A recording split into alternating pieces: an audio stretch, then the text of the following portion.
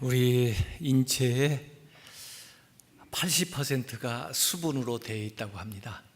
그러니까 우리는 걸어 다니는 물통인 셈이죠. 근데 그 수분이 부족하면은 갈증을 느끼죠. 그래서 물을 보충하라는 신호입니다. 갈증이 그렇게 나쁜 게 아니에요. 우리에게 물을 보충하라는 신호를 보내는 거. 마치 그 통증도 그렇게 나쁘기만 한 게 아닙니다. 물론 통증이 계속되면 진통제를 투여하기도 하지만 사실은 통증을 느껴야 어디가 아픈지 또 어떻게 처방을 해야 되는지를 알게 되는 거죠. 그래서 어찌 보면 그 통증, 고통을 느낀다 하는 것도 은혜일 수 있어요. 육체적으로도 그렇지만 우리의 마음에도 때로는 이러한 것들이 일어납니다. 이유 없이 짜증이 나기도 하고, 또 어떤 때는 우울하고, 또 허탈하고 허무하고, 또 불안하고 걱정이 되고 염려가 되고 두려움이 엄습하고 또 의기소침하고 또 자포자기하고 싶은 그러한 마음의 상태가 있을 때가 있어요. 물론 그게 좋은 건 아니지만 그것도 무엇인가 우리 마음 속에 부족한 것들을 일깨워 주는 거죠. 마치 갈증이 목마른 것을 가르쳐 주는 것처럼 말이에요. 이러한 마음이 든다는 것은 우리의 영혼에 갈증이 있다는 증거입니다. 사람들은 그걸 잊기 위해서 술을 마시고 또 향락에 취하고 또 세상을 찾아가고 게임, 도박 이런 것들 아래 사로잡히기도 하지만 잠깐 잊어버리는데 도움은 주었을지 몰라도 결국 다시 그러한 상태가 지속이 되는 거죠. 마치 목마른 사람이 바닷물을 마시는 것 같아요. 해가를 해시켜 줄 수가 없는 겁니다. 죄에 대한 것도 그렇지만은 우리가 지식을 추구하고 명예를 추구하고 권력을 추구하고 세상의 어떤 지위를 추구하는 것들도 결국 우리가 추구하는 것으로 만족을 얻을 수 없다는 것을 알게 될 겁니다. 우리에게 있는 식욕, 성욕, 명예욕, 권력욕, 이 욕망 자체가 나쁜 것은 아니지만은 그것을 잘못된 방식으로 추구하기 때문에 또 죄를 지키다가 하고 또 여러 가지 안 좋은 현상이 일어나고요. 또 그것이 전부인 줄 알고 살기 때문에 우리가 잘못된 길로 나아가는 겁니다. 이러한 욕망들은 더 상위에 있는 어떤 것을 가리키는 화살표다. 그래서 이러한 욕망들, 이 일어나는 것들을 잘 우리가 살펴보고 잘 다루어서 실제 내가 무엇이 필요하며 무엇을 얻어야 되는가 하는 것들을 진단해 보는 기회로 삼아야 된다는 겁니다. 그래서 우리의 감각은 감성을 추구하고, 우리의 감성은 이성을 추구하고, 우리의 이성은 영성을 추구하여 나아가야 된다는 거죠. 그게 바른 방향이고 그것으로부터 우리의 부족한 것을 채울 수가 있다. 그래서 우리의 육체의 목마름은 영적인 목마름을 향한 화살표다. 그렇게만 활용될 수 있다면 육체의 목마름조차도 복이 될 수 있다. 그래서 예수님은 배고프고 목마른 사람은 복이 있나니 이렇게 말씀을 했어요. 아니 그 줄이고 목마른 게 무엇이 복이냐? 그러겠지만 그것이 바로 하나님을 향하게 된다면, 더 궁극적인 것을 지향하게 된다면 복이 될 수 있다는 거예요. 근데 아무리 줄이고 목말라도 하나님을 향해 나가지 못하면 허비하는 거죠. 복이 못 되죠. 심지어 예수님께서 가난한 자는 복이 있나니 하셨는데 어떻게 가난이 복이 될 수 있나? 그 가난 때문에 하나님을 찾고 하나님의 나라를 사모하면서 살아가면은 가난하지만 복이다. 그러나 가난함에도 불구하고 하나님을 찾지를 못한다면 그 가난은 허비하는 것이고 사실은 복이 되지 못하는 거죠. 여러분은 아시는 노래인지 모르겠는데 강산해라는 사람이 화초라는 노래를 불렀어요. 근데 저도 그 노래는 잘 모르지만 그 가사가 아마 그 강산해라는 사람이 아주 어려울 때 이 곡을 썼다고 그래요. 그래서 그런지 좀 공감되는 대목이 있어요. 사막의 여행길이다. 너무나 목이 말라 쉬어갈 수도 없는 어쩔 수 없는 여행길. 타는 목마름에 물이 간절함은 베란다 구석 한 모퉁이 버려진 모습처럼 시들어가는 화초가 되어버린 내겐 물이 필요해. 내 온몸 적실 수 있는 네가 물이 되어다오. 네가 물이 되어다오. 내겐 바로 그 누구보다 네가 물이 되어다오. 네가 물이 되어다오. 시든 온몸을 적셔다오. 너무나 네가 필요해. 베란다에 놓여있는 화초가 시들어 물이 필요한 것처럼 난 네가 필요하다는 거예요. 나에게 네가 물이라는 거예요. 그 네가 누군지 모르겠어요. 여러분에게는 그 네가 누구입니까? 왜 이렇게 목이 말라요? 가족입니까? 사랑하는 사람입니까? 세상입니까? 지식입니까? 직장입니까? 물질입니까? 지위입니까? 명예입니까? 오늘 이 요한복음 4장에도 목마른 여인이 나와 있습니다. 이 여인은 자녀가 있는지 없는지는 잘 모르겠어요. 그렇지만 분명한 것은 과거에 남편이라는 사람이 5이 있었어요. 그리고 지금 살고 있는 사람도 자기 남편은 아닌 그런 여자예요. 아마 그래서 목마른가 봐요.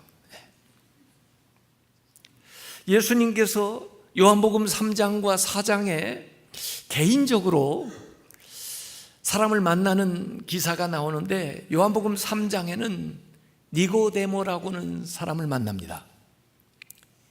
이 니고데모는 유대 사내들인 의원이에요. 그 당시에 70명 가운데 드는 사람인데 그 사내들인 의원이 되려면 모든 걸 갖춰야 돼요. 종교적으로도 경건하고 또 지식도 있고 가문도 좋고 그래서 권력도 있고 재물도 있고 사람들에게 존경받는 그런 사람이 사내들인 의원이에요. 근데 이 사람도 목이 말라요. 사람들이 부러워하는 걸 다 가지고 있었지만은 마음은 허한 거예요. 그 마음의 허한 것을 채워줄 수가 없어요. 그래서 아무도 보지 않는 그 밤에, 그 칠흑 같은 밤에 그 캄캄한 곳에서 빛 대신 예수님에게로 나오는 거죠. 예수님을 찾아와요. 그래서 예수님으로부터 영원한 생명에 대해서 하나님 나라에 대해서 거듭남에 대한 이야기를 듣습니다. 오늘 이 요한복음 4장에는 그 사람과는 완전히 대조적인 여자가 나와요. 이 니고데모는 인생의 절정기에 거기에 처해서도 모든 것을 갖추고도 목마름을 가지고 있었던, 저는 이걸 풍부함의 위기라고 그래요. 거기에 처한 환경에서 예수님께 나왔지만 이 여자는 인생의 막장에 처해 있어요. 오늘 내일 무슨 일을 저지를지도 몰라요. 더 이상 살고 싶지가 않아요. 아무 소망이 없는 것 같아요. 모든 사람들이 자기를 향해서 손가락질을 하는 것 같아요. 아무도 만나고 싶지가 않아요. 그리고 그냥 물을 마셔도 목이 말라요. 그리고 아무리 아마 바람이 불어도 더워요. 외로워요. 공허해요. 이 여자도 아무도 보지 않는 그 시간, 반대로 정오예요. 정오에 그 땡볕에 사람들이 활동하지 않는 그 시간에 은밀하게 그래도 물을 길어 와야 되니까 이 우물가에 왔다가 그곳에서 자기를 기다리고 있던 예수님을 만나게 되는 겁니다.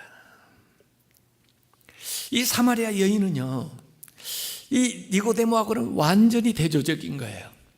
니고데모는 유대인이지만 이 여자는 멸시받는 사마리아인이고, 그리고 여인이고, 그리고 불결하다고 취급받던 여자인데, 이 여인은 생각지도 못하게 우연처럼 우물가에서 예수님을 만난 것 같지만, 그러나 사실은 예수님이 그 여자를 기다리고 있었어요. 이것은 우연이 아니에요. 하나님의 섭리예요. 오늘 성경에도 예수님이 유대에서 갈릴리로 가시는 길인데, 보통 사람들은 좀 우회를 하더라도 사마리아 땅을 거치지 않고 돌아가는 길을 통해서 갈릴리로 가곤 했어요. 왜? 사마리아 사람도 싫고 그 땅도 부정탄다 그래가지고요. 그런데 오늘 보니까 예수님께서 사마리아를 통과하여야 하겠느냐, 무엇이 예수님으로 하여금 그곳을 꼭 가야 되게끔 만들었을까? 예수님이 의지를 가지고 그 사마리아에 갔다고 표현을 하고 있어요. 사마리아로 통과를 해야 되겠다. 이 여인을 만나려고요. 그래서 예수님이 그 우물가에 앉아서 그 여인을 기다리고 있는데, 그 만난 시간이 정오 제6시라고 기록되어 있습니다. 요한은 이 정오 제6시를 의도를 가지고 시간을 표현한 거예요. 물론 더운 시간, 사람들이 돌아다니지 않는 그 시간에 그 여인이 나왔다는 것도 표현해주지만, 사실은 뒤에 가보면 예수님께서 이 시간에 십자가에 못 박혀 돌아가신 시각이거든요. 그 십자가에 달리신 그 정오와 오늘 이 여인을 만나는 이 시간을 여기 같은 시각으로 표현을 하는 거예요. 예수님 우리를 어떻게, 어디에서 만나주시느냐?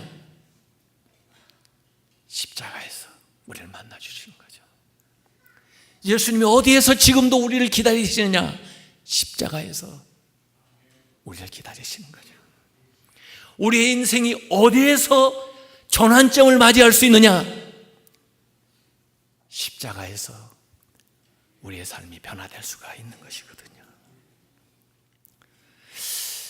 이 정오에 우물가에서 우물을 놓고 두 목마른 사람이 만납니다. 사실 예수님도 목말라요. 예수님도 피곤했어요. 그래서 제자들이 양식을 지금 구하러 간 사이거든요. 그래서 예수님이 먼저 그 여인에게 말을 건네옵니다. 아마 그 여인은 사람이 있는 것에 놀랐을 거고, 더구나 유대인이 자기에게 말을 건너는 것에 대해서 놀랐습니다. 물 좀 주시오. 내가 목말라. 예수님이 목말라요. 왜 예수님이 목마를까? 예수님은요, 영혼 구원에 대해서 목말라요. 그래서 예수님이 십자가에 못 박혀 돌아가실 때 I'm still thirsty. 내가 목마르다. 그 예수님의 타는 목마름은 무슨 포도즙이나 무슨 물로 해결될 수 있는 게 아니에요. 왜? 영혼 구원에 대한 목마름이기 때문에. 내가 목마르다. 여전히 목말라 하시죠, 지금도. 2002년 한일 월드컵 경기할 때 히딩크가 말해요. 우리나라 팀에 가서 이기고 돌아오면 그 선수들 보고 뭐라고 그러는지 아세요? I'm still thirsty. 히딩크는 뭐에 목을 말랐죠? 승리에 목말랐죠. 그러나 예수님은 영혼 구원에 목말라요. 이 여인도 목말라요. 이 여인은요, 인생에 목말라요. 영혼이 목말라요. 아무리 물을 마셔도 해결이 안 돼요. 아무리 좋은 음악을 들어도 기쁨이 없어요. 이 두 목마른 사람이 만나요. 근데 사실은 예수님의 목마름은 그 여인이 해결시켜 줄 수 있고, 그 여인의 목마름은 예수님이 해결시켜 줄 수 있어요. 예수님이 나에게 필요한 분이지만 나도 예수님에게 필요한 사람이에요. 내가 없다면, 내가 주님 앞에 오지 않는다면 예수님의 그 목마름을 누가 해결시켜 줄 수 있을까요? 사실 여기 요한복음 3장과 4장에, 물론 요한복음 전체에 그렇지만은 메타포가 많이 나와요. 근데 3장 4장에 중요한 메타포가 나오는데요, 니고데모하고 이 얘기할 때는 이 거듭난다, 중생에 대한 메타포를 가지고 얘기하는데, 이 공부 많이 했다는 사람도 이해 못해요. 거듭나는 것에 대해서 얘기하니까 아유, 저같이 이렇게 나이 많은 사람이 어떻게 어머니 뱃속에 들어갔다 다시 나온대요? 그건 아래로 나는 거고, 내가 말하는 것은 위로 나는 거, 성령으로 나는 거란 말이에요. 이 여자도 이해를 못해요. 그러니까 아니, 언제는 나한테 물을 달라고 그러더니 당신이 나한테 물을 준다고요? 두레박도 없이요? 이 생수를 가지고 메타포로 얘기하는 거예요. 예수님이 주실 수 있는 생명의 물, 영원한 물, 이것은 밖에서 안으로 들어오는 게 아니라 안에서 밖으로 쏟아져 나오는, 근원이 내 안에서 밖으로 흘러나오는 성령의 물, 그걸 주겠다고 얘기하는 거예요. 물의 근원을 주겠다는 거죠. 이 여인도 처음에 잘 이해 못해요. 나중에 예수님의 제자들이 양식을 가지고 구해와서 예수를 뵈니까 갈 때보다 시간이 지났는데도 표정이 너무 더 좋으시고 그래요. 그래서 누가 먹을 걸 가져다 줬나? 그래 예수님이 나는 너희들이 모르는 양식이 있다. 그 양식이라는 거 가지고 또 메타포 이 얘기를 하는데 제자들도 이해를 못해요. 내 양식은 하나님의 일을 하는 거야. 내 양식은 하나님이 기쁘신 뜻을 이루는 거야. 세상 밥만 먹는다고 인간이 사는 게 아니에요. 그것이 우리에게 생명을 주는 게 아니에요. 하나님의 일, 하나님의 뜻을 이루는 삶이 양식이야. 이 얘기를 하시는데 잘 이해를 못해요.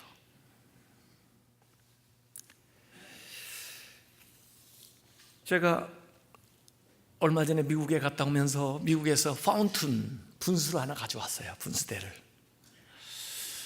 저는 그 에스겔서 37장에 나와 있는 그 이미지, 성전에서부터 문지방에서부터 물이 흘러나와 가지고 그게 시내를 이루고 강을 이루고 그 다음에 창이란 물이 되는,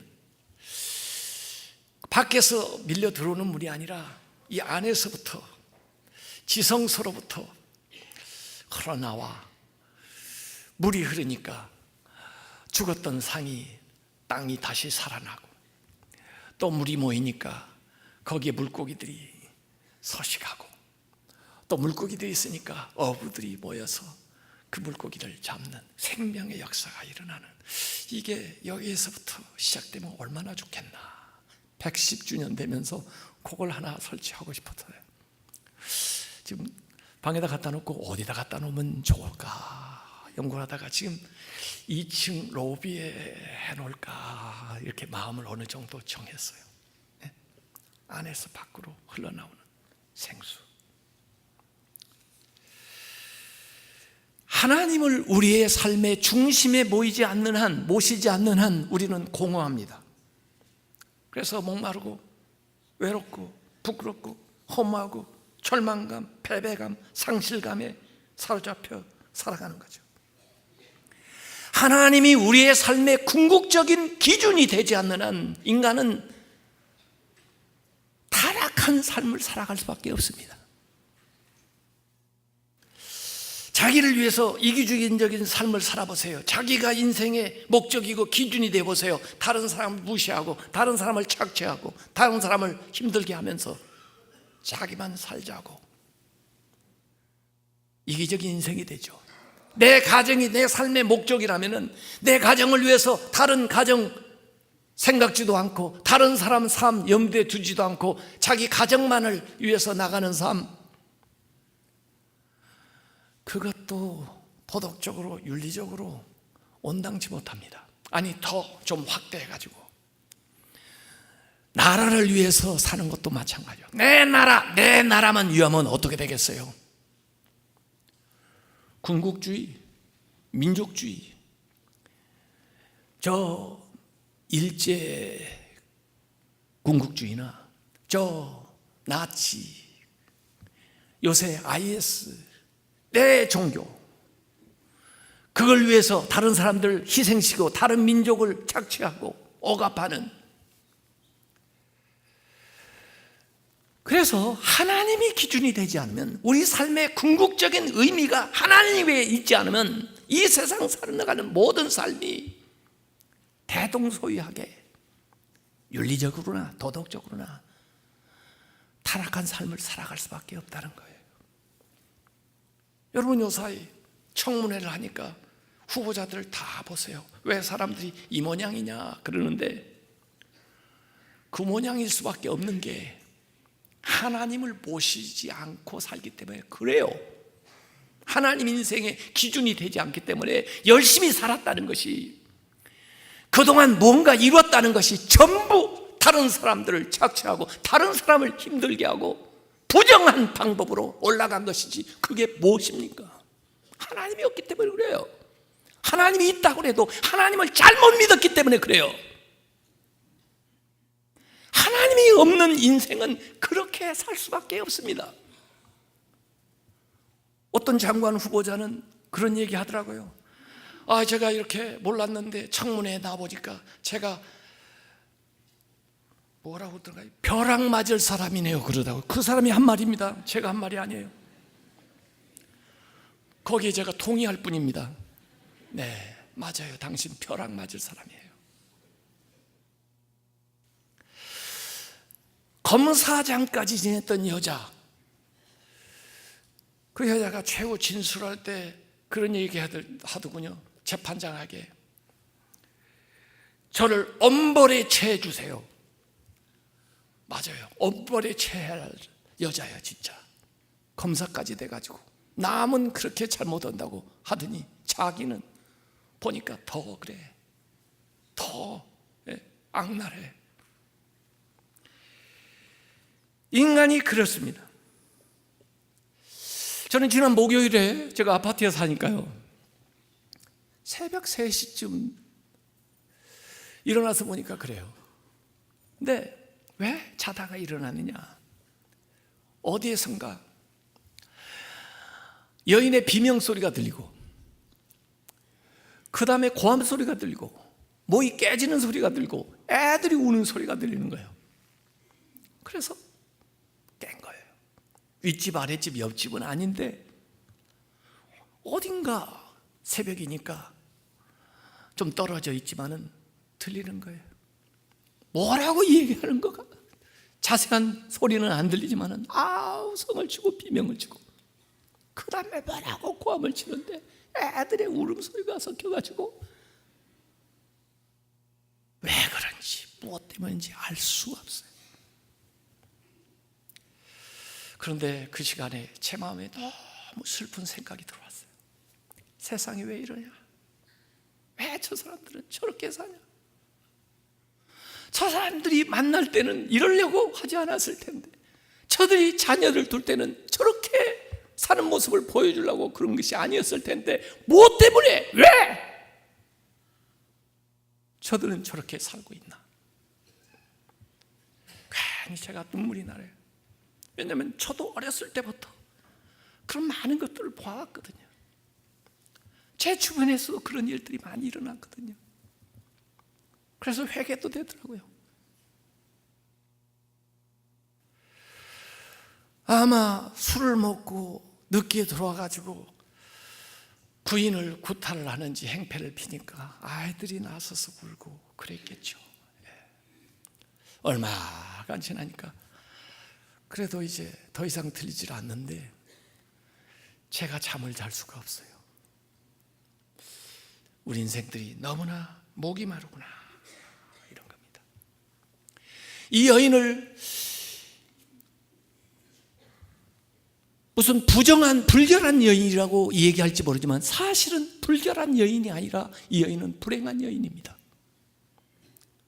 이 여인이 남자를 버린 게 아니에요. 남자들이 의해서 버림을 받은 거예요. 한 번도 아니고 5번씩, 그리고 6번째.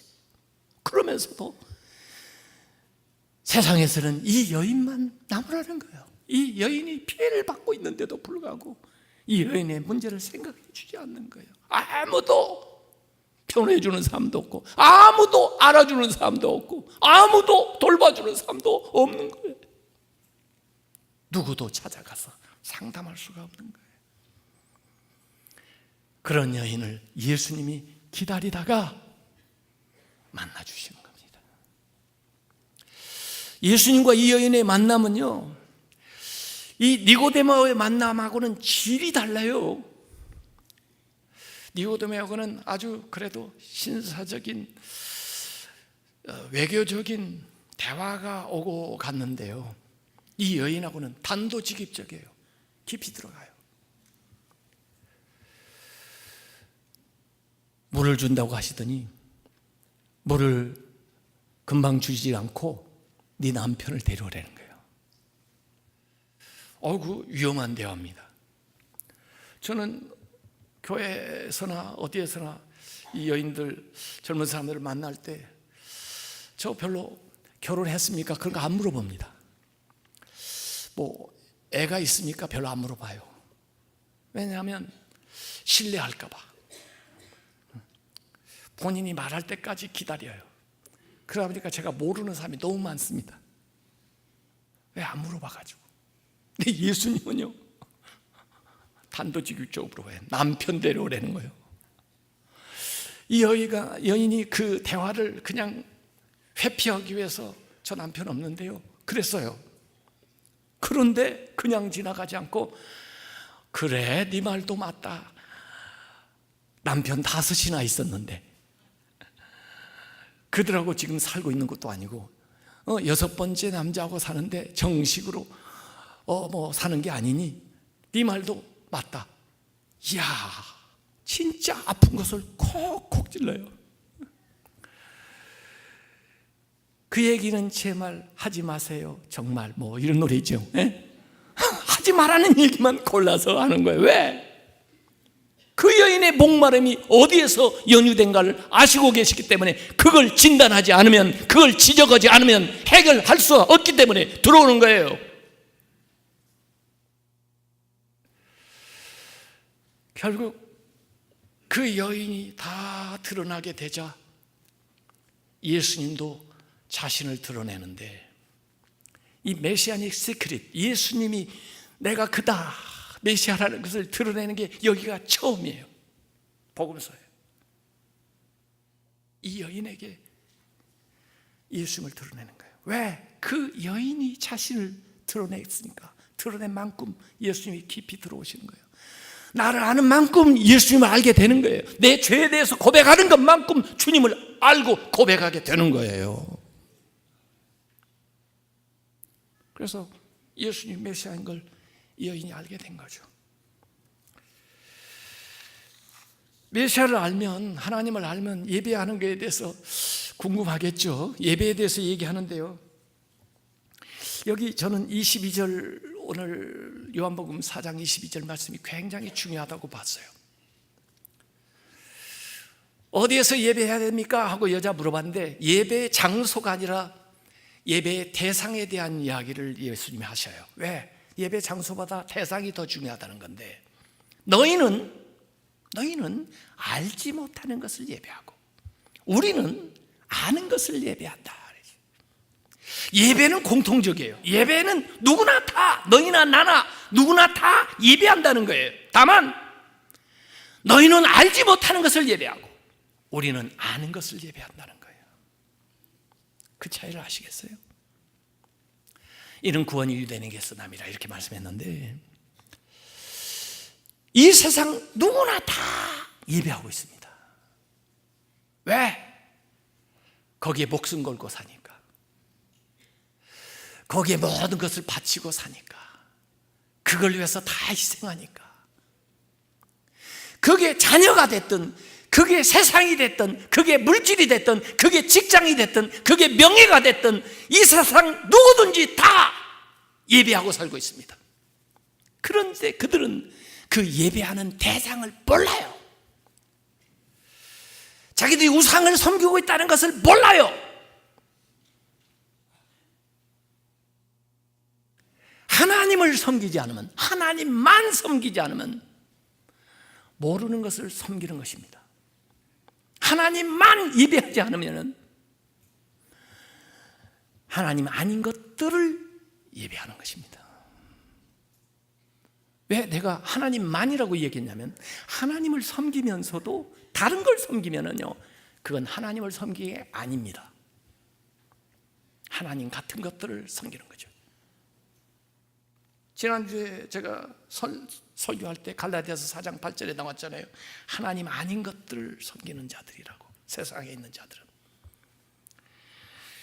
그걸 위해서 시간을 바치고, 그것을 위해서 물질을 바치고, 그걸 위해서 건강을 바치고, 그걸 위해서 자신을 바치고, 자기의 가족을 다 바치고, 그 대상이 자기가 섬기는 거예요. 그걸 예배하면서 살아가는 거예요. 하나님을 예배하지 않으면 하나님 아닌 것들을 예배하고 살고 있는 겁니다. 그래서 예수님은 예배의 장소가 문제가 아니라 예배의 대상이 문제이다. 그리고 예배하는 사람은 신령과 진정으로 예배를 해야 된다. 그래서 참된 예배는 장소가 결정하는 게 아니고 예배의 대상이 결정하는 거고, 예배자의 마음이 중요한 것이다. 이걸 얘기를 하는 겁니다. 이 여인이 예수님을 만나고 삶이 변화됐어요. 변화된 증거는 물동이를 두고 마을로 돌아갔다는 거죠. 보통 같으면 물을 퍼가지고 자기 목적대로, 원래 생각대로 돌아가야 되죠. 근데 물동이를 놓고 마을에 다시 되짚어 돌아갔어요. 물을 마시지 않아도 아마 목마름이 해소됐나 봐요. 왜 물동이를 놓고 갔을까? 다시 올 거 생각하고 아마 간 것 같아요. 그래서 자기가 회피했던, 자기가 만나고 싶지 않았던 사람들에게 찾아가서 자기 얘기를 하면서 자기가 만난 분을 소개하는 거예요. 근데 그 말이 문제가 아니라 그 사람의 표정이, 삶이 너무 달라 보이는 거예요. 그래서 사람들이 그 이야기에 따라가지고 나와서 예수님을 보게 되는 이야기가 오늘 요한복음 4장에 나와요. 구도자에서 전도자가 되고 제자가 되는 거죠. 이 삶의 변화가 이 여인에게 있었던 것입니다.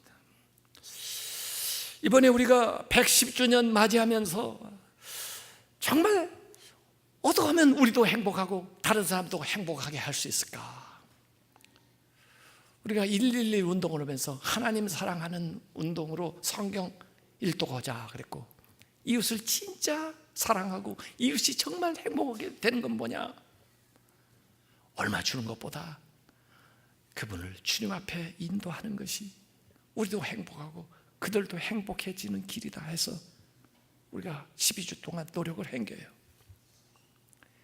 이 여인 어떤 것으로도 그 문제를 해결할 수 없었지만, 어떤 것으로도 해결을 얻을 수 없었지만, 오래 전부터 그 여인을 아시고 이제 찾아와서 기다리던 그 예수님을 만남으로써 그 여인은 그걸 구한 바도 없었고 그걸 알지도 못했지만 하나님의 은혜로 변화된 삶을 살게 되었습니다. 새로운 인생을 살게 되었습니다. 새로운 소망을 가지게 되었습니다. 인생에 무엇이 만족이며 무엇이 감사며 무엇이 기쁨이며 무엇이 평안이며 무엇이 삶의 의미인지를 발견하게 되었던 것입니다. 오늘 여러분들도 또 이미 믿었던 사람들도 다시 한번 영원한 생명수이신 예수 그리스도를 통해서 우리의 답답함과 우리의 목마름을 해소하는 그런 시간이 되시길 주님의 이름으로 축원합니다.